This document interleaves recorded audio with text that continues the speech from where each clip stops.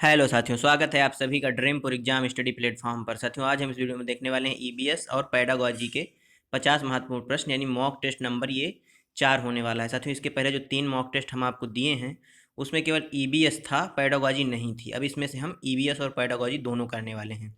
साथियों, वीडियो को शुरू करने से पहले आपसे एक निवेदन है कि यदि आप हमारे चैनल ड्रीमपुर एग्जाम स्टडी पर नए हैं तो चैनल को कर लीजिए सब्सक्राइब और साथ में बनी बेल आइकन जरूर दबा लीजिए, ताकि जब भी हम अगला वीडियो अपलोड करें आप तो नोटिफिकेशन सबसे पहले पहुंच जाए। चलिए साथियों, वीडियो को शुरू करते हैं। ये साथियों आज का मोटिवेशन कोड, जीवन में कितनी ही परेशानी क्यों ना आए कमज़ोर मत होना, क्योंकि सूरज की तपन से समंदर भी कभी सूखा नहीं करते। क्या साथियों, जीवन में कितनी भी समस्याएं क्यों ना आ जाएं पर कभी भी कमज़ोर मत पड़ना, क्योंकि सूरज की तपन से कभी समंदर सूखा नहीं करते। एक बात दोस्तों याद रखिएगा, समस्याओं का आना केवल पार्ट ऑफ लाइफ है और उन समस्याओं से लड़कर उनसे बाहर निकलना आर्ट ऑफ लाइफ है। चलिए साथियों, ये रहा आज का पहला क्वेश्चन। एशिया का सबसे बड़ा पशु मेला आयोजित होता है सोनपुर में, पुष्कर में, नासिक में या हरिद्वार में? बताइए साथियों इस क्वेश्चन का सही आंसर। एशिया का सबसे बड़ा पशु मेला कहाँ आयोजित होता है? तो साथियों कहाँ आयोजित होता है? सोनपुर में, यानी ऑप्शन ए इस क्वेश्चन का एकदम राइट आंसर है। अगला क्वेश्चन, निम्नलिखित में से किस प्रदेश में रेडियर पाया जाता है? गर्म मरुस्थल में, मानसून में, टैगा में या टुंड्रा प्रदेश में? बताइए साथियों रेडियर कहाँ पाया जाता है? तो साथियों रेडियर कहाँ पाया जाता है? टुंड्रा प्रदेशों में पाया जाता है, यानी ऑप्शन डी इस क्वेश्चन का राइट आंसर हो जाएगा। अगला क्वेश्चन साथियों, संसार का सर्वाधिक समस्याकारी जलीय खरपतवार जिसे बंगाल का आतंक भी कहते हैं वह कौन सा है? पारिथीनियम, हिस्टेरोफोरस यानी जिसे कांग्रेस घास भी बोला जाता है, या जलकुंभी, या दूब घास, या लेंटाना कैमारा? बताइए साथियों इस क्वेश्चन का सही आंसर क्या हो जाएगा जिसे बंगाल का आतंक भी कहा जाता है? बताइए।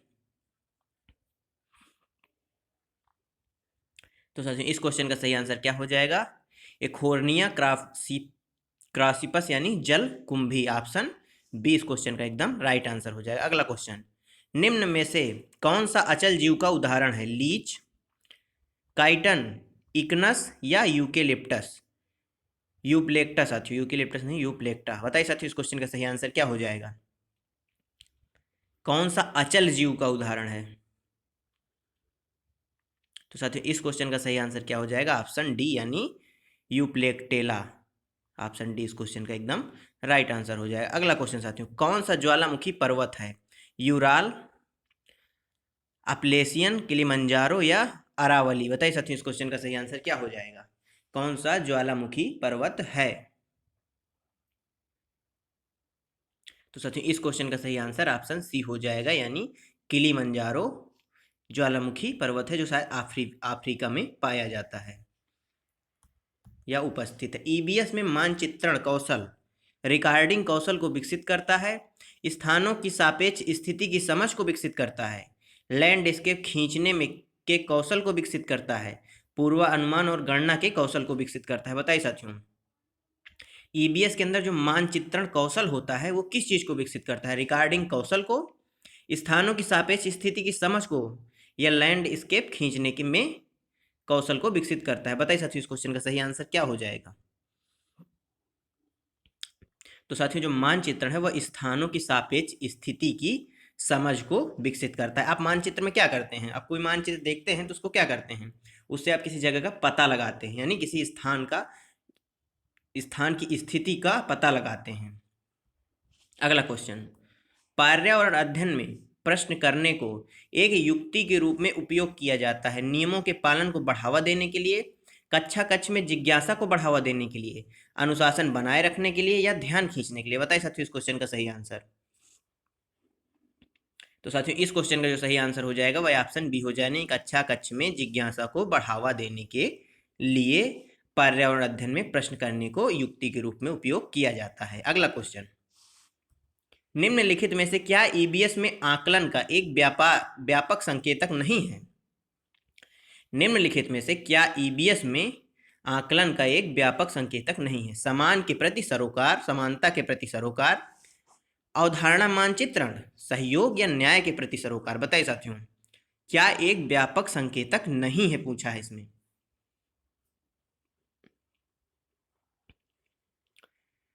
तो साथियों इस क्वेश्चन का सही आंसर ऑप्शन बी हो जाएगा, यानी अवधारणा मानचित्रण एक व्यापक संकेतक नहीं है। अगला क्वेश्चन, हमारे देश का संविधान निम्नलिखित में से किसके नेतृत्व में बनाया गया? डॉक्टर भीमराव बाबा साहब अम्बेडकर, सर्वपल्ली राधाकृष्णन, मोहनदास करमचंद गांधी या सरदार वल्लभ भाई पटेल? बताइए साथियों इस क्वेश्चन का सही आंसर। बताइए साथियों इस क्वेश्चन का सही आंसर क्या हो जाएगा? सरदार वल्लभ भाई पटेल जी की जयंती को 31 अक्टूबर को मनाई जाती है साथियों, आप सभी जानते हैं, एकता दिवस के नाम से मनाई जाती है। और 2 अक्टूबर को गांधी जयंती मनाई जाती है। बताइए इस क्वेश्चन का सही आंसर क्या हो जाएगा? ऑप्शन ए, यानी डॉक्टर भीमराव बाबा साहब अम्बेडकर को अम्बेडकर जी के नेतृत्व में संविधान को बनाया गया था। इसमें कुल 7 मेंबर थे, इस समिति में कुल 7 लोग थे, जिसमें से 1 अध्यक्ष थे और 6 मेंबर थे। अगला क्वेश्चन साथियों, निम्नलिखित में से किसने मटर के पौधे के साथ प्रयोग किए और यह पाया कि मटर के पौधों में कुछ ऐसे लक्षण होते हैं जो जोड़ियों में पाए जाते हैं, जैसे चिकने या खुरदुरे, लंबे या बौने, पीले या हरे आदि? यह प्रयोग किसने किया? एक तरह से इस क्वेश्चन में यह पूछा गया कि यह प्रयोग किसने किया? जॉर्ज मिस्ट्रल ने, चार्ल्स डार्विन ने, डॉक्टर MS स्वामीनाथन ने या ग्रेगोर जहान मेंडल ने? बताइए साथियों इस क्वेश्चन का सही आंसर। डॉक्टर S स्वामीनाथन को आप सभी जानते हैं, यह एक कृषि वैज्ञानिक थे। क्या थे साथियों? यह एक कृषि वैज्ञानिक थे। इस क्वेश्चन का सही आंसर क्या हो जाएगा? मटर के दानों पर प्रयोग किसने किया था? मेंडल ने, यानी ऑप्शन डी इस क्वेश्चन का एकदम राइट आंसर हो जाएगा। अगला क्वेश्चन, नीचे दिए गए एक राज्य में ग्रामीण लोग अपने ढालू छत वाले लकड़ी के मकान मजबूत बांस के खंभों पर धरती से 3 से 3.5 मीटर की ऊंचाई पर बनाते हैं। यह कहाँ है? मतलब यह किस राज्य की बात हो रही है? असम की, ओडिशा की, राजस्थान की या लद्दाख की? कैसे घर होते हैं? ढालू छत वाली लकड़ी के मकान मजबूत बांस के खंभों पर धरती से 3 से 3.5 मीटर ऊंचाई पर बनाते हैं। बताइए साथियों इस क्वेश्चन का सही आंसर।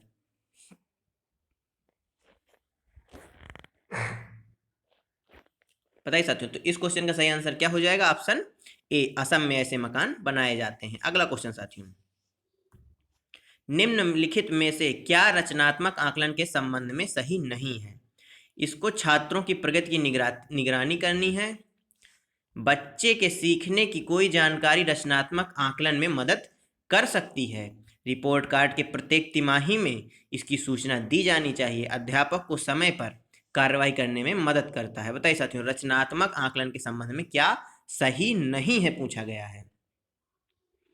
तो साथियों इस क्वेश्चन का जो सही आंसर हो जाएगा वह ऑप्शन सी हो जाएगा, यानी रिपोर्ट कार्ड से के प्रत्येक तिमाही में इसकी सूचना दी जानी है।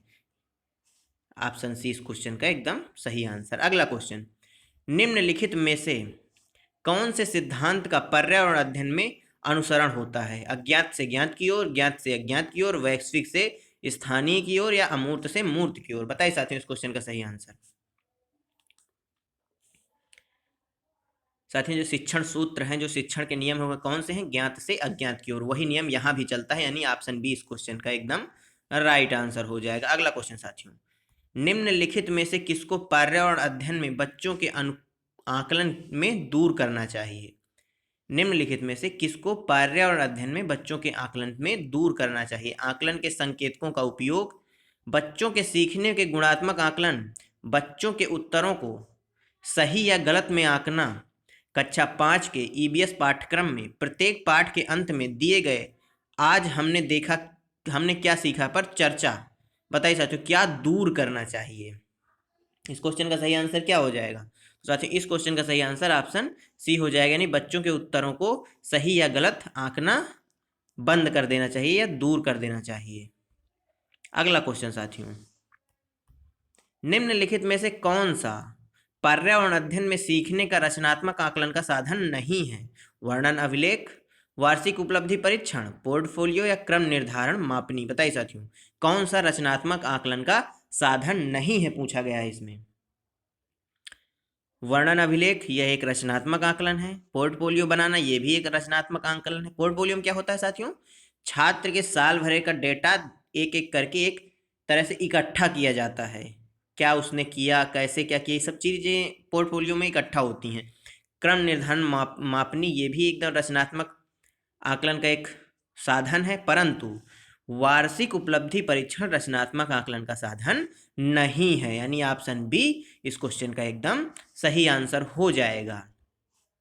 निम्नलिखित में से क्या पर्यावरण के अध्ययन के शिक्षक के लिए वांछनीय गतिविधि है? क्या पूछा है साथियों? पर्यावरण अध्ययन के लिए शिक्षक के लिए वांछनीय गतिविधि है कौन सी? बताइए साथियों।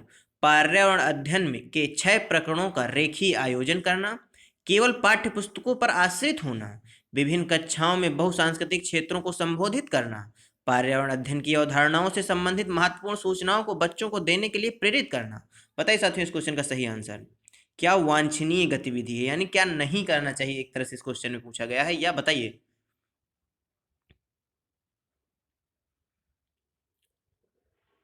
बताइए साथियों, विभिन्न कक्षाओं में बहुसांस्कृतिक क्षेत्रों को संबोधित करना, या पर्यावरण अध्ययन के 6 प्रकरणों को रेखीय आयोजन करना, या पर्यावरण अध्ययन की अवधारणाओं से संबंधित महत्वपूर्ण सूचनाओं को बच्चों को देने के लिए प्रेरित करना। बताइए साथियों क्या नहीं करना चाहिए, क्या वांछनीय गतिविधि है? इस क्वेश्चन का सही आंसर आपको साथियों कमेंट बॉक्स में हमको देना होगा। अगला क्वेश्चन साथियों, निम्नलिखित में से कौन सा पर्यावरण अध्ययन पाठ्यक्रम के सुझावित प्रकरणों का उपकरण है? जानवर, हम चीजें कैसे बनाते हैं, परिवार और मित्र, भोजन। बताइए साथियों इस क्वेश्चन का सही आंसर। निम्नलिखित में से कौन सा पर्यावरण अध्ययन पाठ्यक्रम के सुझावित प्रकरणों का एक उप प्रकरण है, यह पूछा गया है। तो साथियों इस क्वेश्चन का सही आंसर ऑप्शन ए हो जाएगा, यानी जानवर। अगला क्वेश्चन साथियों, पर्यावरण अध्ययन में संकल्पनाओं और मुद्दों को विज्ञान और सामाजिक विज्ञान विषय के रूप में नहीं रखा गया, क्यों? इस आयु वर्ग के बच्चे अपने परिवेश को समग्र रूप में देखते हैं। यह शिक्षण अधिगम की एक अच्छी युक्ति है। यह पाठ्यक्रम के भार को कम करने के लिए है। सीबीएसई के द्वारा पर्यावरण अध्ययन के पाठ्यक्रम को इसी प्रकार निर्धारित किया गया है। बताइए साथियों इस क्वेश्चन का सही आंसर क्या हो जाएगा? इस आयु वर्ग के बच्चे अपने परिवेश को समग्र रूप से देखते हैं। बताइए साथियों क्या यह हो जाएगा इस क्वेश्चन का सही आंसर? तो जी हाँ यह हो जाएगा, यानी ऑप्शन ए इस क्वेश्चन का एकदम सही आंसर है। अगला क्वेश्चन साथियों, निम्नलिखित में से कौन सा वर्तमान पर्यावरण अध्ययन पाठ्यक्रम के 6 मुख्य थीमों में से एक नहीं है? पूछा है साथियों। आवास, हम चीजें कैसे बनाते हैं, काम और खेल, भोजन। बताइए साथियों इस क्वेश्चन का सही आंसर क्या नहीं है पूछा है? थीम नहीं है। मुख्य कितने पर्यावरण अध्ययन के मुख्य थीम कितने हैं साथियों? मुख्य थीम 6 हैं। उनमें से क्या नहीं है यह पूछा है, तो ऑप्शन सी इस क्वेश्चन का एकदम सही आंसर हो जाएगा, काम और खेल। अगला क्वेश्चन, पर्यावरण अध्ययन में बच्चों को जोड़ने की सबसे प्रभावशाली युक्ति डॉट डॉट है। पाठ्य पुस्तक का पठन, शिक्षक द्वारा व्याख्याएं, कक्षा निर्देशन, किस्से या कहानियां। बताइए साथियों इस क्वेश्चन का सही आंसर। तो साथियों इस क्वेश्चन का सही आंसर क्या हो जाएगा? किस्से व कहानियां सबसे प्रभावशाली युक्ति है। Option D is a right answer. अगला क्वेश्चन, निम्नलिखित में से कौन सा एक पर्यावरण अध्ययन के संबंध में सच नहीं है? पर्यावरण अध्ययन बाल केंद्रित अध्ययन है। पर्यावरण अध्ययन बच्चों को अपने परिवेश को खोजने का अवसर देता है। पर्यावरण अध्ययन वर्णनों और परिभाषाओं पर बल देता है। पर्यावरण अध्ययन की प्रकृति एकीकृत है। बताइए साथियों इस क्वेश्चन का सही आंसर कौन सा सच नहीं है? तो साथियों इस क्वेश्चन का सही आंसर क्या हो जाएगा? पर्यावरण अध्ययन वर्णनों और परिभाषाओं पर बल देता है, वर्णनों और परिभाषाओं पर बल नहीं देता, यानी इस क्वेश्चन का सही आंसर ऑप्शन सी हो जाएगा। अगला क्वेश्चन, पर्यावरण अध्ययन में शिक्षक के द्वारा बच्चों को स्वयं अपने आप का आकलन के लिए अवसर देना चाहिए, जिसे स्व आकलन भी कहते हैं। सीखने के लिए समान आकलन, सीखने का आकलन, या सीखने के लिए आकलन, या सीसीई, जिसे सतत एवं व्यापक मूल्यांकन भी कहा जाता है। बताइए साथियों इस क्वेश्चन का सही आंसर किसके लिए अवसर देना चाहिए? तो सीखने के लिए समान आकलन के लिए अवसर देना चाहिए, यानी ऑप्शन ए राइट आंसर हो जाएगा। अगला क्वेश्चन, निम्नलिखित में से क्या पर्यावरण अध्ययन के आकलन के लिए संकेतक नहीं होना चाहिए? सहभागिता, याद करना, प्रश्न पूछना, न्याय और समानता के प्रति सरोकार। बताइए साथियों इस क्वेश्चन का सही आंसर। निम्नलिखित में से क्या पर्यावरण अध्ययन में आकलन के लिए संकेतक नहीं होना चाहिए? आप सभी जानते हैं यार, रट्टा नहीं चलने वाला, यानी याद करना इस क्वेश्चन का एकदम सही आंसर हो जाएगा। Option B right answer. अगला क्वेश्चन, रेटिंग स्केल में कौन सी तकनीकी का उपयोग होता है? अवलोकन का, जांच सूची का, अभिविन्यास का या लिखित प्रश्न का? बताइए साथियों, रेटिंग स्केल में कौन सी तकनीकी का उपयोग होता है? बताइए, जल्दी बताइए। रख हौसला वो मंजर भी आएगा, प्यासे के पास चलकर समंदर भी आएगा, तो थक कर ना बैठे मंजिल के मुसाफिर, मंजिल भी मिलेगी और मिलने का मजा भी आएगा। और इस क्वेश्चन का सही आंसर ऑप्शन ए हो जाएगा, यानी अवलोकन। अगला क्वेश्चन साथियों, वाष्पीकरण की प्रक्रिया निम्नलिखित में से किस स्थिति में सबसे धीमी होगी? सतह क्षेत्र और तापमान दोनों में वृद्धि, सतह क्षेत्र बढ़ता है लेकिन तापमान घटता है, सतह क्षेत्र घटता है लेकिन तापमान बढ़ता है, सतह क्षेत्र और तापमान दोनों में कमी। बताइए साथियों इस क्वेश्चन का सही आंसर। वाष्पीकरण की प्रक्रिया निम्नलिखित में से किस स्थिति में धीमी होगी, यह पूछा गया है। तो वाष्पीकरण की प्रक्रिया तब धीमी होगी जब सतह क्षेत्र और तापमान दोनों में कमी हो जाएगी, यानी ऑप्शन डी राइट आंसर। स्थानों, दूरियों और दिशाओं की सापेक्ष स्थिति को समझने की क्षमता है दिशात्मक कौशल, चित्रण कौशल, स्थितीय कौशल या ग्राफिक कौशल? बताइए साथियों, स्थानों, दूरियों और दिशाओं की सापेक्ष स्थिति को समझना कौन सा कौशल कहलाता है? तो साथियों यह कौन सा कौशल कहलाता है? यह चित्रण कौशल कहलाता है, यानी ऑप्शन बी राइट आंसर हो जाएगा। अगला क्वेश्चन साथियों, किस राष्ट्रीय पाठ्यचर्या फ्रेमवर्क यानी एनसीएफ ने प्राथमिक स्तर पर एक एकीकृत पाठ्यचर्या क्षेत्र के रूप में पढ़ाए जाने के लिए पर्यावरण अध्ययन की सिफारिश की थी? साथियों अब तक कितने एनसीएफ आ चुके हैं? 4 एनसीएफ आ चुके हैं। पहला कब आया? 1975 में, दूसरा 2000 में, दूसरा 1998, तीसरा 2000 में और चौथा 2005 में। इस क्वेश्चन का सही आंसर बताइए आप, क्या हो जाएगा? किस एनसीएफ में, नेशनल कैरिकुलम फ्रेमवर्क जिसका फुल फॉर्म है, में पर्यावरण अध्ययन की सिफारिश की गई है? तो वह है ऑप्शन सी, यानी एनसीएफ 2000 में। अगला क्वेश्चन साथियों, नदी बांधों से उत्पन्न जल विद्युत के लिए निम्नलिखित में से कौन सा कथन सत्य नहीं है? बांध टिकाऊ विकास को प्रोत्साहित करते हैं, यह पानी या हवा को प्रदूषित नहीं करता, जल विद्युत सुविधाओं से बड़े पर्यावरणीय प्रभाव हो सकते हैं, बांध स्वदेशी लोगों को अपनी नदी की जीवन रेखाओं से अलग करते हैं। बताइए साथियों इस क्वेश्चन का सही आंसर क्या हो जाएगा? नदी पर जो बांध बने हुए हैं, उत्पन्न विद्युत, जल विद्युत के लिए निम्नलिखित में से कौन सा कथन सत्य नहीं है? बांध टिकाऊ विकास को प्रोत्साहित करते हैं। बताइए साथियों, यह पानी या हवा को प्रदूषित नहीं करता, बिल्कुल सही बात, नहीं करता। जल विद्युत सुविधाओं से बड़े पर्यावरणीय प्रभाव हो सकते हैं, हाँ हो सकते हैं, ये भी सही है। बांध स्वदेशी लोगों को अपनी नदी की जीवन रेखाओं से अलग करते हैं, ये भी सही है। परंतु बांध टिकाऊ विकास को प्रोत्साहित करते हैं, यह बात सत्य नहीं है, यानी ऑप्शन ए इस क्वेश्चन का एकदम राइट आंसर हो जाएगा। अगला क्वेश्चन साथियों, सुषमा चाहती है कि उसके छात्रों को पेड़ों के संरक्षण के लिए संवेदनशील बनाया जाए। निम्नलिखित में से कौन सी ऐसा करने की सबसे उपयुक्त रणनीति है? कौन सी ऐसी रणनीति है जो उपयुक्त है ऐसा करने की? कक्षा में बहस आयोजित करना, समूह चर्चा करना, पोस्टर बनाना या बच्चों को एक पौधे को अपनाने और पोषित करने में मदद करना? बताइए साथियों, सुषमा है वह चाहती है कि उसके छात्रों को पेड़ों के संरक्षण के लिए संवेदनशील बनाया जाए, तो वह कौन सी उपयुक्त विधि का उपयोग करेगी? तो वह साथियों क्या करेगी? बच्चों को एक पौधे को अपनाने और उसे पोषित करने में मदद करेगी, यानी ऑप्शन डी इस क्वेश्चन का सही आंसर हो जाएगा। अगला क्वेश्चन, पर्यावरण अध्ययन पाठ्यक्रम बच्चों की समग्र शिक्षा का कारण बन सकता है यदि यह एकीकृत, समावेशी, विषयक या उपयुक्त सभी? बताइए साथियों क्या हो?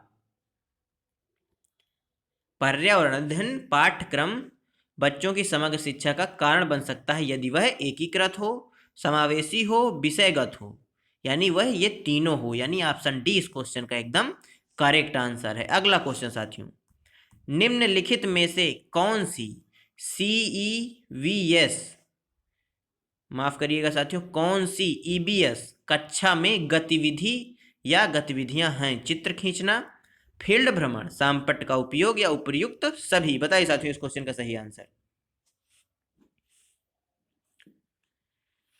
तो साथियों इस क्वेश्चन का सही आंसर क्या हो जाएगा? ऑप्शन डी हो जाएगा, यानी चित्र खींचना, फील्ड भ्रमण और श्यामपट्ट का उपयोग ये सभी EBS कक्षा की गतिविधियां हैं, यानी ऑप्शन डी राइट आंसर। अगला क्वेश्चन साथियों,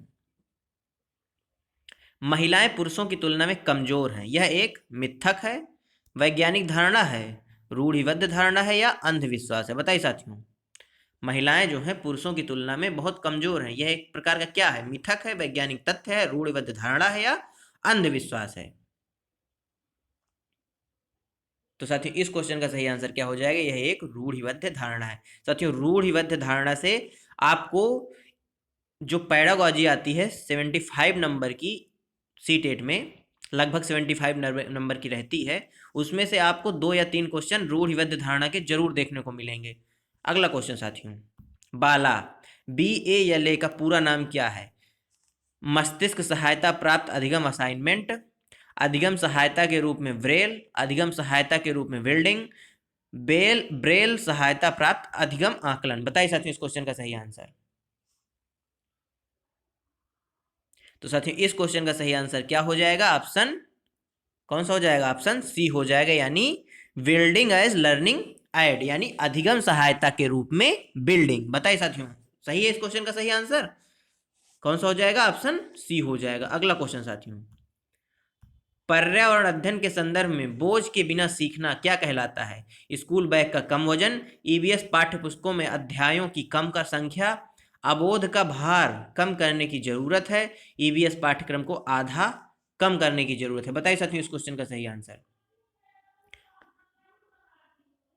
तो साथियों इस क्वेश्चन का सही आंसर ऑप्शन सी हो जाएगा, यानी अबोध का भार कम करने की जरूरत है। अगला क्वेश्चन साथियों,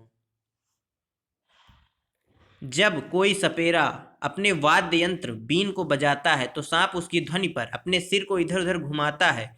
आपके विचार में सांप वाद्य यंत्र के प्रति अनुक्रिया कैसे कर रहा है? उस वाद्य यंत्र की गति को देखकर, उस वाद्य यंत्र द्वारा उत्पन्न कंपनों के प्रति अनुक्रिया करके, उस वाद्य यंत्र को सूंघकर, उस वाद्य यंत्र की ध्वनि को सुनकर। बताइए साथियों इस क्वेश्चन का सही आंसर।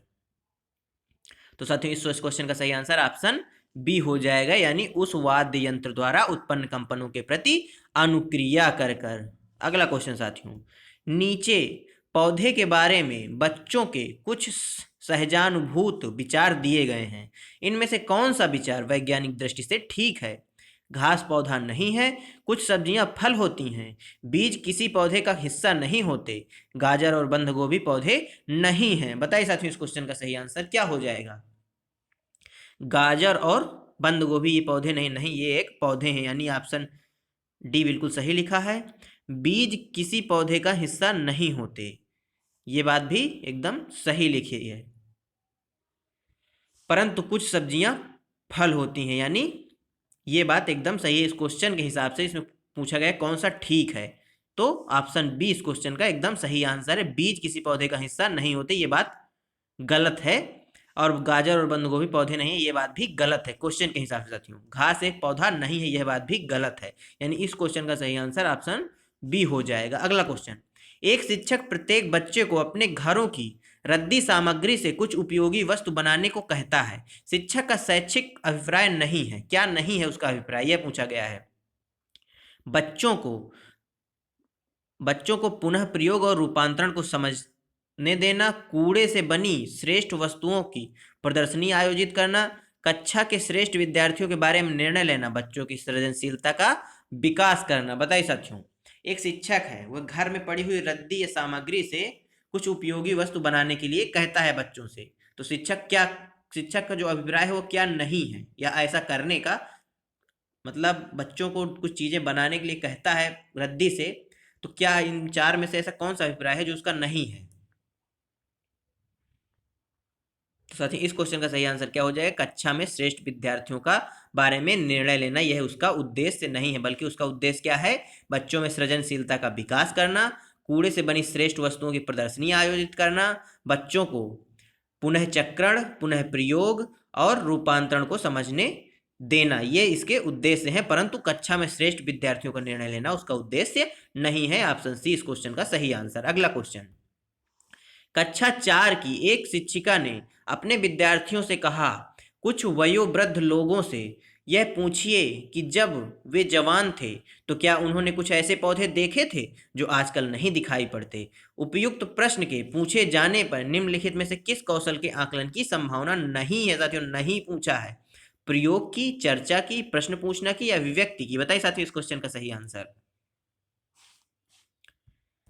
तो साथियों इसमें प्रयोग की कोई संभावना नहीं है। चर्चा तो आप करेंगे, अगर पूछेंगे किसी प्रश्न तो आप पूछ ही रहे हैं, उसमें अभिव्यक्ति भी होगी आपकी, लेकिन प्रयोग नहीं होगा। ऑप्शन ए एकदम सही आंसर। अगला क्वेश्चन साथियों, पर्यावरण अध्ययन की पाठ्य पुस्तक में प्रयुक्त भाषा रूखी और बच्चों के द्वारा समझने में कठिन होनी चाहिए। परिभाषाओं पर बल देते हुए औपचारिक बनाई जानी चाहिए। तकनीकी और औपचारिक होनी चाहिए। बच्चे की दिन प्रतिदिन की भाषा को संबद्ध होनी चाहिए। बच्चे की दिन प्रतिदिन की भाषा से संबद्ध होनी चाहिए। पर्यावरण अध्ययन की पाठ्य पुस्तक की भाषा कैसी होनी चाहिए? बताइए साथियों इस क्वेश्चन का सही आंसर। यूं ही नहीं गिरते ख्वाहिशों के फूल झोली में, कर्म की साख को हिलाना पड़ता है। कुछ नहीं होगा अंधेरों को कोसने से, अपने हिस्से का दिया खुद ही जलाना पड़ता है। इस क्वेश्चन का सही आंसर ऑप्शन एकदम डी सही हो जाएगा, यानी बच्चे की दिन प्रतिदिन की भाषा से संबद्ध होनी चाहिए। अगला क्वेश्चन साथियों,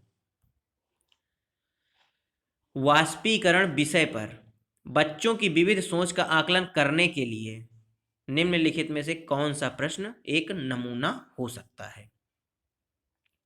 जल चक्र का आरेख बनाइए, उसे नामित कीजिए, ये या फिर 5 इनके लाभ साथ में लिखिए। जल चक्र क्या होता है यदि जल चक्र होता ही नहीं? जल चक्र के क्रम के सोपानों की सूची बनाइए। बताइए साथियों इस क्वेश्चन का सही आंसर। वाष्पीकरण विषय पर बच्चों की विविध सोच का आकलन निम्नलिखित में से किस प्रश्न के द्वारा किया जा सकता है, यह पूछा गया है इस क्वेश्चन में।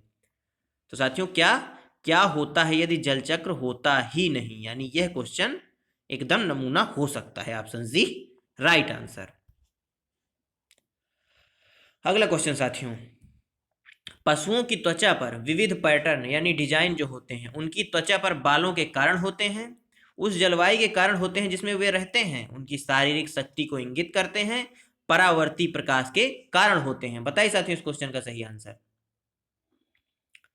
तो साथियों यह उनकी त्वचा पर बालों के कारण होते हैं, यानी ऑप्शन ए एकदम सही आंसर हो जाएगा। अगला क्वेश्चन, घटपर्णी पौधा जिसे निफेंथिस भी कहते हैं, क्या साथियों? निफेंथिस भी कहते हैं, कीड़े मकोड़ों को आकर्षित करके ये क्या करता है? कीड़े मकोड़ों को आकर्षित करने के लिए उच्च तारत्व की ध्वनियां निकालता है। का मुंह छोटी छोटी कांटियों से ढका हुआ होता है। भारत में नहीं पाया जाता। मेढकों, कीड़ों मकोड़ों और चूहों को चालाकी से फंसाकर खा जाता है। बताइए साथियों क्या करता है ये नेफेंथिस? यह भारत में पाया जाता है, यानी ऑप्शन सी कट जाएगा। यह ध्वनियां निकालता है, ये भी गलत बात है। का मुंह छोटी छोटी कंटियों से ढका होता है, ये भी गलत बात है। लेकिन यह मेढकों, कीड़े मकोड़ों और चूहों को चालाकी से फंसाकर खा जाता है, यानी ऑप्शन डी इस क्वेश्चन का एकदम राइट आंसर हो जाएगा। अगला क्वेश्चन, दिए गए प्रश्न को ध्यान से पढ़िए। चलिए पढ़ते हैं। क्या आपने अपने घर या स्कूल के आसपास जानवर देखे हैं जिनके छोटे बच्चे हैं? अपनी नोटबुक में उनके नाम लिखिए। इस प्रश्न के माध्यम से किस प्रकरण कौशल का आकलन किया गया है? वर्गीकरण एवं चर्चा का, परिकल्पना एवं प्रयोग करना, न्याय के लिए सरोकार, अवलोकन एवं रिकॉर्डिंग। बताइए साथियों इस क्वेश्चन का सही आंसर। तो साथियों इस क्वेश्चन का सही आंसर क्या हो जाएगा? ऑप्शन डी हो जाएगा, यानी अवलोकन एवं रिकॉर्डिंग। बच्चे पहले जानवरों को देखेंगे, उनके बच्चों को देखेंगे, फिर उनका नाम लिखेंगे, यानी रिकॉर्ड करेंगे। तो इस क्वेश्चन का सही आंसर ऑप्शन एकदम डी सही है। अगला क्वेश्चन, पर्यावरण अध्ययन, क्या साथियों? पर्यावरण अध्ययन के शिक्षा शास्त्र के संदर्भ में सिवाय के निम्नलिखित में से सभी वांछनीय अभ्यास हैं। बताइए साथियों। आलोचनात्मक चिंतन और समस्या समाधान के लिए क्षमता संवर्धन करने, बच्चे की अस्मिता या जिसे व्यक्तित्व बोला जाता है का पोषण करने, वास्तविक अवलोकन के स्थान पर पाठ्य पुस्तकीय ज्ञान की श्रेष्ठता को स्वीकार करने, पाठ्य वस्तुओं को संदर्भों की बहुलता को बढ़ावा देने। बताइए साथियों इस क्वेश्चन का सही आंसर। इसमें क्या वांछनीय अभ्यास है यह पूछा गया है, तो वह है वास्तविक अवलोकन के स्थान पर पाठ्य पुस्तकीय ज्ञान की श्रेष्ठता को स्वीकार करने। यह एक वांछनीय अभ्यास है। ऑप्शन सी एकदम इसका सही आंसर हो जाएगा। अगला क्वेश्चन, कांच के जार तथा बोतलों को उनके आचार भरने के से पूर्व सूर्य की धूप में अच्छी तरह सुखाया जाता है, ऐसा क्यों किया जाता है?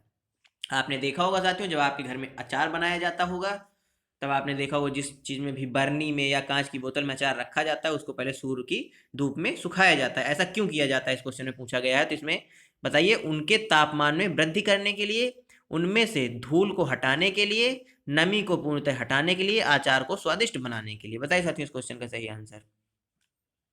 तो इस क्वेश्चन का सही आंसर हो जाएगा नमी को पूर्णतः हटाने के लिए। ऑप्शन सी एकदम सही आंसर। अगला क्वेश्चन, प्रयोग करना आकलन का एक संकेतक है। निम्नलिखित में से कौन सा एक प्रयोग करने संबंधी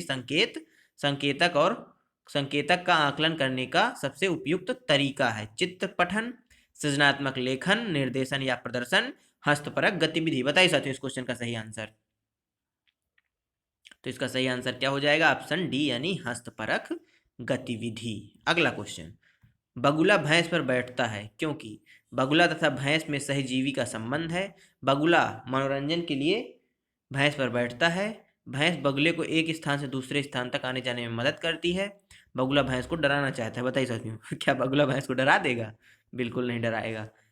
भैंस बगुले को एक स्थान से दूसरे स्थान तक बिल्कुल नहीं ले जाती। बगुला मनोरंजन तो करेगा नहीं, वह एक सहजीवी है, यानी option A is the right answer. अगला क्वेश्चन साथियों, मच्छरों के प्रजनन की रोकथाम के लिए ठहरे पानी पर तेल डालने की सलाह दी जाती है। ऐसा इसलिए क्योंकि तेल ऑक्सीजन की आपूर्ति को काट देता है जिससे मच्छरों का प्रजनन थम जाता है। मच्छरों को तेल द्वारा विकर्षित किया जाता है। मच्छर तेल द्वारा मर जाते हैं। मच्छर तेल की परत में फंस जाते हैं। बताइए साथियों इस क्वेश्चन का सही आंसर।